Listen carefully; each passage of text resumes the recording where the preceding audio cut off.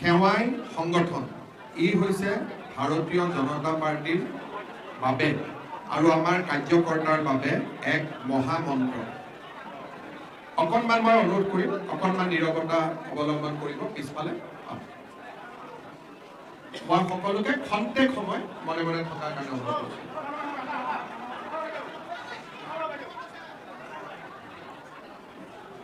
ভাৰতীয় জনতা পাৰ্টিৰ সেৱাই সংগঠন এই মহামন্ত্ৰক সৰোগিত কৰি আজি আমি শিৱসাগৰ আৰু চৰাইদেউ জিলাৰ ৰাইজৰ বাবে কিছু বান সাহায্য প্ৰদানৰ বাবে আজি আমি ইয়াত সমবেত হৈছোঁ।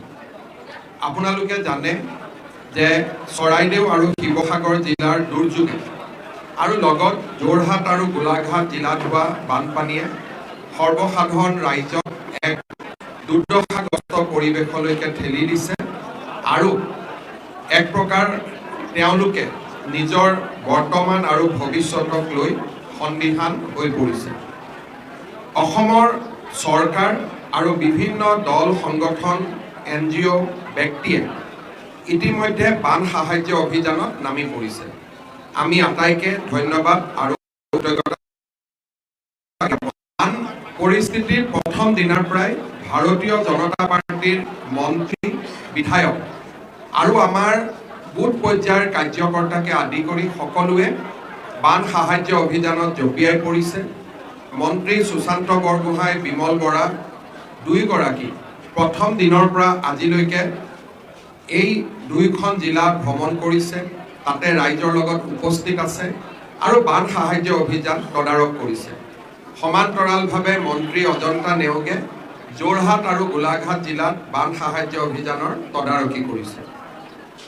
আমাৰ দলৰ ৰাজ্যিক সভাপতিৰ পৰামৰ্শক্ৰমে আমাৰ মণ্ডল সভাপতি, জিলা সভাপতি, বুথ সভাপতি, শক্তি কেন্দ্ৰ প্ৰমুখ সকলোৱে এই অভিযানত জঁপিয়াই পৰিছে আৰু নীৰৱে আমি ৰাইজৰ লগত থিয় হৈ ৰাইজৰ হৈ কাম কৰাৰ বাবে প্ৰয়াস আৰু প্ৰচেষ্টা কৰিছোঁ।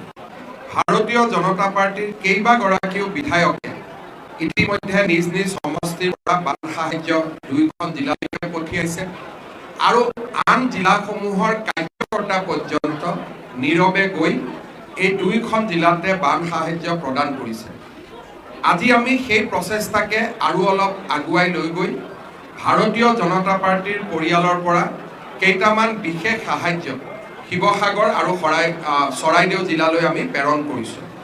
আমি 1,80,000 মেখেলা চাদৰ আমি আমাৰ আই মাতৃসকলৰ বাবে প্ৰেৰণ কৰিছোঁ। চৰাইদেউ আৰু শিৱসাগৰ জিলাৰ উপৰিও যোৰহাট আৰু গোলাঘাট জিলাৰ আই মাতৃসকলক এই সাহায্য বা মেখেলা চাদৰ আমি প্ৰদান কৰাৰ বাবে চেষ্টা কৰিম। ঠিক তেনেকৈ আমাৰ শিশুসকলৰ বাবে আমি একোটাকৈ টি-চাৰ্ট আমি প্ৰেৰণ কৰিছোঁ আৰু ইয়াৰ লগত প্ৰায় 1.5 লাখ আমি আঁঠুৱা আমি আজি এই চাৰিওখন জিলালৈ প্ৰেৰণ কৰিছোঁ। অৰ্থাৎ 1,75,000 1,80,000 মেখেলা চাদৰ, 1,80,000 নতুন টি-চাৰ্ট আৰু 1,50,000 আঁঠুৱা। আজিৰ দিনত আমি সকলোৱে বাচন বৰ্তন বস্ত্ৰ এইবিলাকৰ বাবে বহু পৰিয়াল ঘৰলৈ উভতি যাব পৰা নাই। আমাৰ আশা কৰোঁ দুৰ্দশাগ্ৰস্ত ৰাইজক কিছু সকাহ দিব। চৰকাৰৰ প্ৰচেষ্টাসমূহৰ বিষয়ে যোৱাকালি আমি ফেচবুকত কৈছোঁ। অহাকালি আমাৰ আৰু এটা প্ৰচেষ্টা আছে। মই শিৱসাগৰ আৰু চৰাইদেউ জিলাত যোৱাৰ আগতে গোটেইকেইটা প্ৰচেষ্টা শেষ কৰিব খুজিছোঁ, যিখিনি আমি কৰাৰ প্ৰয়োজন। অহাকালি আমি অসমৰ গোটেই বেংকসমূহৰ লগত আমি এখন সভা আহ্বান কৰিছোঁ, কেনেকৈ বেংকৰ ইনষ্টলমেণ্ট আদি দিয়াৰ পৰা আমাৰ ৰাইজক আমি সকাহ দিব পাৰোঁ। ইতিমধ্যে প্ৰধানমন্ত্ৰী ডাঙৰীয়া আৰু কেন্দ্ৰীয় বিত্তমন্ত্ৰী ডাঙৰীয়ানীয়ে বেংকসমূহক পৰামৰ্শ দিছে, মোৰ লগত বহিবৰ কাৰণে তেওঁলোকক নিৰ্দেশ দিছে। বেংকসমূহৰ লগত গুৰুত্বপূৰ্ণ বৈঠক অনুষ্ঠিত কৰিব। অৰ্থাৎ চৰকাৰ আৰু দল এই দুয়োটাই আমি আমাৰ দুৰ্দশাগ্ৰস্ত ৰাইজৰ হৈ আমি সেৱাত আমি নিজকে সমৰ্পণ কৰিম আৰু আমি ৰাইজৰ লগত থাকি কাম কৰিম। ৰাজ্যিক সভাপতি মহোদয়ৰ নিৰ্দেশক্ৰমে আমি আন বিভিন্ন ধৰণৰ সহায়, এই সময়ত মেডিকেল কেম্পৰ প্ৰয়োজন হ'ব, এই সময়ত জীৱ জন্তুক ক্ৰিমেশ্যন কৰাৰ প্ৰয়োজন হ'ব, ৰাইজক ঘৰ আদি বনোৱাত সহায় কৰাৰ প্ৰয়োজন হ'ব। আমাৰ ভাৰতীয় জনতা ৰাইজৰ লগত থিয় হৈ ৰাইজক সকাহ দিবৰ বাবে এই পৰিৱেশত আমি আৰু এটা কথা উল্লেখ কৰিম যে আমাৰ দলৰ বহু কাৰ্যকৰ্তাৰ ঘৰ সম্পত্তি তাৰ পিছতো তেওঁলোক ৰাইজৰ হৈ কাম কৰি আছে। নিশ্চিতভাৱে সেই দলৰ কাৰ্যকৰ্তাসকলকো আজি আমি অভিনন্দন জনাইছোঁ। এই কিঞ্চিত সাহায্য অভিযান ভাৰতীয় জনতা পাৰ্টিৰ প্ৰতিগৰাকী কাৰ্যকৰ্তাৰ ইয়াত অৰিহণা লুকাই আছে। মন্ত্ৰী বিধায়ক দলৰ সভাপতিৰ পৰা আৰম্ভ কৰি ভাৰতীয় জনতা পাৰ্টিৰ তৃণমূল পৰ্যায়ৰ এই চাৰিওখন জিলাক বাদ দি আন জিলাসমূহৰ কাৰ্যকৰ্তাই এই অভিযানত আমাক সহায় কৰিছে। বৰ্তমানলৈকে আমি প্ৰায় 16 কোটি টকাৰ সামগ্ৰী আমি প্ৰেৰণ কৰিছোঁ, যি সামগ্ৰী আমাৰ দলৰ কাৰ্যকৰ্তাসকলৰ বৰঙণিৰে আমি পঠিয়াইছোঁ। অনাগত দিনতো আমি য'ত য'ত চৰকাৰৰ ফালৰ পৰা কৰিব পৰা হোৱা নাই বা NGO বা আন সংগঠনসমূহ যদি কিবা এটা ক্ষেত্ৰত কাৰ্যকৰ্তাসকলে ভৱিষ্যতে আৰু সহায় কৰাৰ কাৰণে প্ৰস্তুত থাকিব। আজি পুনৰবাৰ এই ক্ষুদ্ৰ আৰু বিনম্ৰ প্ৰয়াসত আমাক সহায় কৰাৰ বাবে ভাৰতীয় জনতা পাৰ্টিৰ প্ৰতিগৰাকী কাৰ্যকৰ্তাক মই প্ৰণাম জনাইছোঁ। শিৱসাগৰ চৰাইদেউৰ ৰাইজক আমি আশ্বাস দিছোঁ, বিপদৰ সময়ত আমি আপোনালোকৰ লগত থিয় হৈ থাকিম। গোলাঘাট যোৰহাট ৰাইজৰ লগত আমি থিয় হৈ থাকিম। আপোনালোকৰ যদি কিবা প্ৰশ্ন আছে আপোনালোকে কৰিব পাৰে এজন এজন। Today Bharatiya Janata Party and the families of our Karyakarta contributed almost 1,80,000 Mekhela Sadar, 1,80,000 t-shirts and 1,50,000 mosquito net for the flood affected families of Sibsagar, Saraideo, Golaghat and Jorhat district. This effort is entirely from the party and amount has been collected from the grassroots level Karyakartas.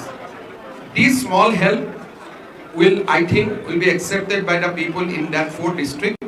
We will continue our effort as party to help the flood victims in the days to come also. This effort will be ongoing and we will continue to make such effort to help the flood victims. Overall flood situation has improved because there was no rain after 21st. So situation has improved, but the problem is damage is so huge. People are not in a position to go back to their home because house has been destroyed. Mud has entered into the house.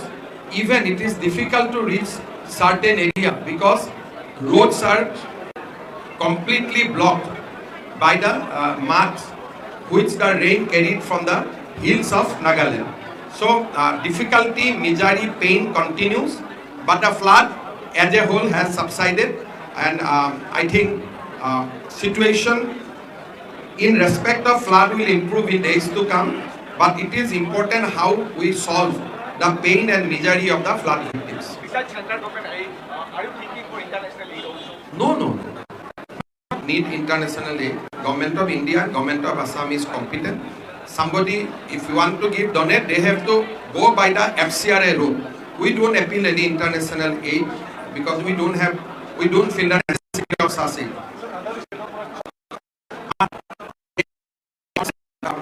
Donation which are coming from the various parts of India. So once it is settled, I will release the list. So there has been unprecedented cloudburst this time, particularly in the northeast. So are you thinking about conducting any study to... You see, the rain has come in Nagaland. The study is there. How much rain has come together in the Saraideo district. So how to prevent water from hills to the plain? I don't know that type of study somebody is doing. But anyway, IIT Guwahati is just next door to us. Once these issues are subsided, flood positions are subsided, definitely we can discuss with them. ঠিক আছে? ভাৰতীয় জনতা পাৰ্টিৰ ৰাজ্যিক সভাপতি দিলীপ শইকীয়া ডাঙৰীয়া দুআষাৰ অনুৰোধ। বানপানী আৰম্ভ হোৱাৰ দিনৰ পৰা যোৰহাট গোলাঘাট জিলাত বানগ্ৰস্ত ৰাইজক উদ্ধাৰ আৰু পুনৰ সংস্থাপনৰ বাবে অসম চৰকাৰে অসমৰ মাননীয় মুখ্যমন্ত্ৰী ডাঙৰীয়াৰ নেতৃত্বত যি নিৰৱচ্ছিন্ন প্ৰয়াস আগবঢ়াই আছে তাৰ বাবে প্ৰথমতে মই মুখ্যমন্ত্ৰী ডক্টৰ হিমন্ত বিশ্ব শৰ্মা ডাঙৰীয়াক ধন্যবাদ জ্ঞাপন কৰিছোঁ। এই সময়ত আমি বানগ্ৰস্ত ৰাইজৰ লগত আছোঁ আৰু তেখেতসকলক কাৰ্য মানে আমাৰ ফালৰ পৰা চৰকাৰ, কেন্দ্ৰ চৰকাৰ সকলোৱে মিলি বিভিন্ন সংগঠন, স্বেচ্ছাসেৱী সংগঠন সকলোৱে সহায় কৰি আছে, কিন্তু চৰকাৰে যথাসম্ভৱ ইয়াৰ যি পুনৰ সংস্থাপনৰ যি মূল কাম এই কামলৈ আগবাঢ়ি আছে। গতিকে মই মুখ্যমন্ত্ৰী ডাঙৰীয়াক বিশেষভাৱে ধন্যবাদ দিছোঁ। কালি ফেচবুক লাইভ যোগে তেখেতে বানগ্ৰস্ত ৰাইজৰ বাবে এলানি যি আৰ্থিক সাহায্য ঘোষণা কৰিছে, যি সাহায্য ঘোষণাই অকণমান হ'লেও বিপদত থকা চৰাইদেউ, শিৱসাগৰ, গোলাঘাট, যোৰহাটৰ বানগ্ৰস্ত ৰাইজক অকণমান হ'লেও সাহস দিছে। গতিকে তেখেতৰ নেতৃত্বত আমি 15,000 টকা ক্ষতিগ্ৰস্ত পৰিয়াল তেওঁলোকক দিয়াৰ সিদ্ধান্তৰ পৰা আৰম্ভ কৰি অৰুণোদয় আঁচনিৰ ধন ডাবল এই মাহত দিয়াৰ ব্যৱস্থাৰ পৰা ল'ৰা ছোৱালীক বিনামূলীয়াকৈ যি